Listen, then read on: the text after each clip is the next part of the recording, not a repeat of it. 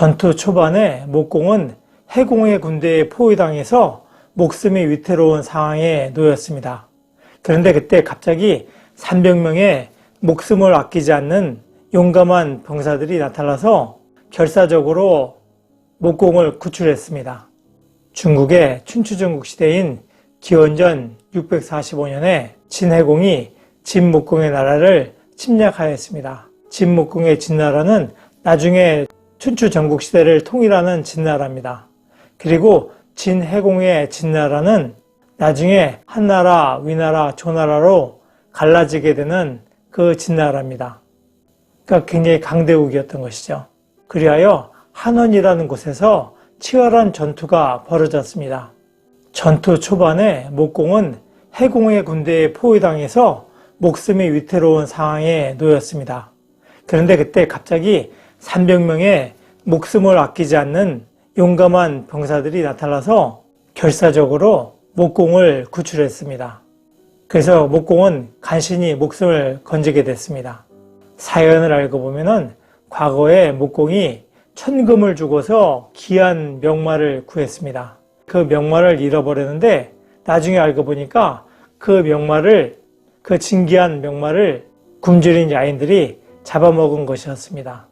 목공은 명마를 잘 알아본 것으로 유명한 백낙을 기용해서 명마를 구했던 것으로 유명한 명마를 아끼는 그런 인물이었습니다. 관리들은 그 진귀한 명마를 잡아먹은 그 야인들을 즉각 처형하자고 주장하였습니다. 그러나 목공은 짐승 때문에 사람을 죽일 수는 없다. 고기만 먹으면은 속을 버릴 것이니 곁들여 먹어라 하면서 좋은 술까지 내려주고 명마를 잡아먹고서 죽음만 기다리고 있었던 야인들을 풀어주었습니다. 명마를 잡아먹었던 야인들로서는 전혀 기대하지 않았던 그런 관대한 처사였던 것이죠. 그리고 당연히 죽을 것으로 생각했다가 살아났던 야인들은 관대하게 자신을 살려주었던 목공의 은혜를 갚고자 목공이 위기에 처한 이 시점에서 나타나서 그들의 목숨을 걸고 절체절명의 위기에서 목공을 구했던 것입니다. 큰 위기를 넘기고 목숨을 구한 목공은 마침내 해공의 군대를 격파하고 해공을 사로잡았습니다. 해공은 목공의 도움으로 왕이 되었던 자입니다. 그런데 그런 자가 목공이 흉년으로 어려움을 겪고 있자 그 어려움을 틈타서 목공을 공격했던 것입니다. 참으로 배은망덕한 인물이었던 것이죠. 더욱이 바로 한 해 전에는, 그러니까 그 바로 전해에는 오히려 해공이 흉년을 겪고 있었는데 목공이 많은 식량을 보내서 해공의 어려움을 구해주었던 것입니다. 그런데도 해공은 오히려 은혜를 원수로 갚고서 목공의 나라를, 그 어려움을 틈타서 목공의 나라를 쳐들어온 것이죠. 목공은 배은망덕한 해공을 보고서 치를 떨면서 그를 처형하려고 했습니다. 그런데 해공의 누나였던 목공의 부인이 제발 살려달라고 간청을 하는 바람에 해공을 살려줍니다. 그리고 그의 아들인 태자어를 볼모로 잡습니다. 원래 해공의 아버지는 진헌공입니다. 그러니까 진헌공의 아들로서 태자 신생이라는 인물이 있었고 그의 여동생으로서 목공의 부인이 있었습니다. 그리고 중이와 이호라는 인물이 있었는데 그들은 배다른 형제였죠. 한편 진헌공은 여융이란 나라를 멸망시키게 되는데 그때 거기서 2명의 공주를 잡아가지고 자신의 부인으로 삼습니다. 그 공주가 여희란 여인과 그녀의 동생인데 여희는 해제라는 아들을 낳습니다. 그리고 그 해제를 왕이 되게 만들고자 태자였던 신생을 모함합니다. 그래서 신생이 제사를 지내고서 가져온 고기에다가 독을 발라가지고 그것을 왕에게 전해줍니다. 그러니까 신생이 가져왔다고 전해주면서 고기가 상했을지 모르니까 시험해보자고 하면서 개에게 먹였습니다. 근데 개가 그 고기를 먹고 죽게 되니까 태자 신생이 빨리 왕이 되고자 왕을 죽이고자 했다 하고 모함을 합니다. 그러니까 진헌공이 노해가지고 신생에게 자결을 명하게 되는데 신생은 자신의 결백을 주장했지만 어쩔 수 없이 자결을 합니다. 아버지와 싸울 수 없다 하면서 자결을 합니다. 여기는 중이와 이호도 신생과 공모하였다 하면서 그들도 죽이고자 했는데 중이와 이호는 다른 나라로 도망을 쳤습니다. 망명을 한 것이죠. 그러다 보니까 국내에는 여희의 아들인 해제와 여동생이 낳은 탁자라는 두 명만 남게 됐습니다. 왕자는 그 두 명만 남게 됐습니다. 그런 상태에서 진흥공이 죽게 되니까 해제가 왕이 됐는데 그때 이극이라는 신하가 해제를 죽입니다. 그리고 여의도 죽입니다. 그리고 다시 왕위에 오르는 탁자도 죽입니다. 그러니까 나라에는 왕의 지위를 계승할 왕자가 없게 된 것이죠. 그리고 국외로 망명했던 중이와 이호 중에서 중이에게 사람을 보내서 돌아와서 왕이 되라고 사람을 보내는데 중이는 신중한 사람이었기 때문에 진나라가 당시 혼란한 상황이었기 때문에 돌아오질 않았습니다. 그러니까 이호가 중이보다 먼저 돌아와야겠다 하면서 진목공에게 가서 자신의 나라를 일부를 바치겠다 하면서 자신을 도와달라고 얘기합니다. 그러니까 진목공은 이호에게 군사를 딸려 보내서 진나라의 왕이 되게 합니다. 그런데 이호는 나중에 왕이 되고 나서는 진목공에게 약속했던 땅을 주지 않습니다. 그리고서 나중에는 진목공의 나라가 흉년으로 어려움을 겪고 있으니까 그 나라를 공격했던 것이죠. 그러니까 굉장히 배은망덕한 인물이었던 것이고 그래서 진목공이 화가 나서 진해공을 사로잡아서 죽이려고 했던 것입니다. 그러다가 자기의 부인의 간청을 듣고서 진해공을 살려서 돌려보냈는데 그 아들인 태자어를 볼모로 잡습니다.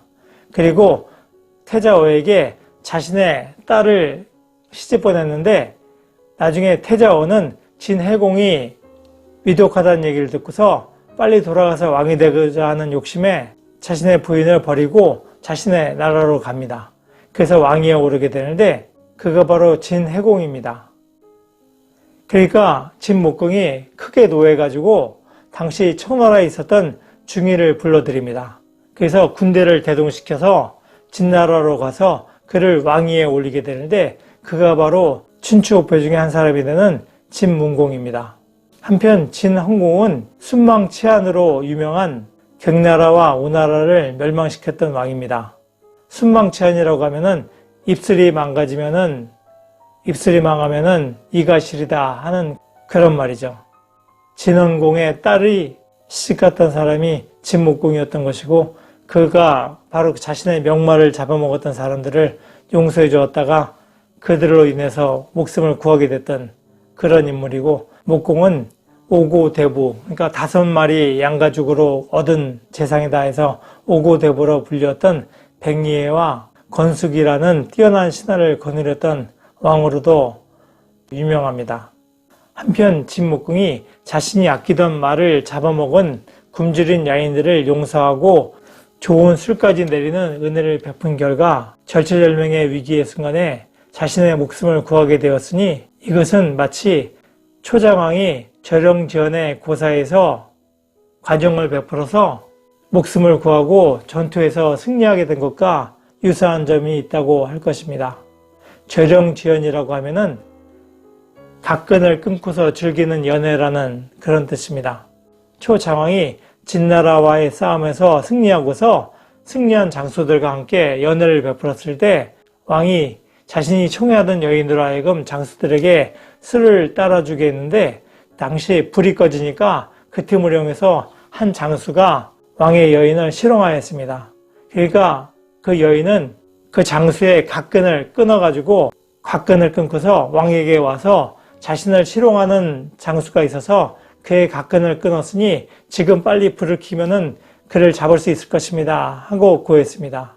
그러니까 초장왕은 불을 켜지 못하게 하고서 장수들에게 지금 각근을 모두 끊으라 그리고 술을 즐겨라 잔치를 즐겨라 하고 명령을 내립니다. 그러니까 각근을 끊고서 다 같이 잔치를 즐기게 되니까 어떤 장수가 그 여인을 희롱했는지가 드러나지 않게 된 것이죠. 그러니까 그 각근을 끊었던 장수는 목숨을 구하게 된 것입니다. 근데 나중에 다시 초장왕이 진나라와의 싸움을 하게 됐는데 그때 초장왕이 위급한 상황에 위기에 처했습니다. 그런데 한 장수가 피투성이가 돼서 초장왕을 구하고 나서 용감하게 싸워서 마침내 승리하게 됩니다. 그러니까 나중에 초장왕이 그 장수에게 나는 너에게 특별하게 잘해준 것이 없는 것 같은데 너는 왜 목숨을 걸고 나를 구했는가 하고 물었습니다. 그러니까 그 장수가 과거에 왕의 여인을 실용했던 사람이 바로 저입니다. 그때 왕께서 관용을 베풀어 주셔서 살아남았던 사람이 바로 저입니다 하고 고백을 합니다. 그래서 당시 자신은 왕을 위해서 목숨을 바치고자 하는 그런 결심을 했고 목숨을 걸고 왕을 구했던 것입니다 하고 고백을 하죠. 그것이 바로 절영지연의 고사입니다. 그러니까 진목공이 말을 훔쳤던 야인들을 용서하여서 위험한 순간에 목숨을 구한 것과 초장왕이 절영지연에서 왕의 여인을 희롱했던 장수를 관대하게 용서함으로써 나중에 초장왕이 위기에 처했을 때 목숨을 구하게 되고 결국 전투에서 승리하게 되는 그런 계기를 마련했던 것이 어떻게 보면은 지도자의 관대함이 좋은 결과를 얻었다는 점에서는 일맥상통하는 점이 있다고 할 것입니다. 세상에는 해공같이 은혜를 잊고도 은혜를 저버리는 그런 인간도 있습니다. 하지만 명마를 잡아먹은 야인들처럼 초장왕의 목숨을 구했던 여인을 희롱한 장수처럼 은혜를 갚는 그런 사람도 있습니다. 자신이 아끼는 천금을 주고 산 귀한 명마를 잡아먹은 사람들을 용서한다는 것은 쉬운 일이 아닙니다. 더욱이 큰 손해를 끼친 죄인들을 용서하면서 좋은 술까지 내린다는 것은 큰 인물의 대인의 풍물을 보여주었다고 할 것입니다. 그러한 넓은 아량을 보여주었기에 진목공은 자신의 목숨도 구할 수 있었으며 전투에 승리하고 나중에 춘추오패의 한 사람으로 꼽히기도 합니다. 노력하는 여러분의 동반자, 동반TV입니다. 감사합니다.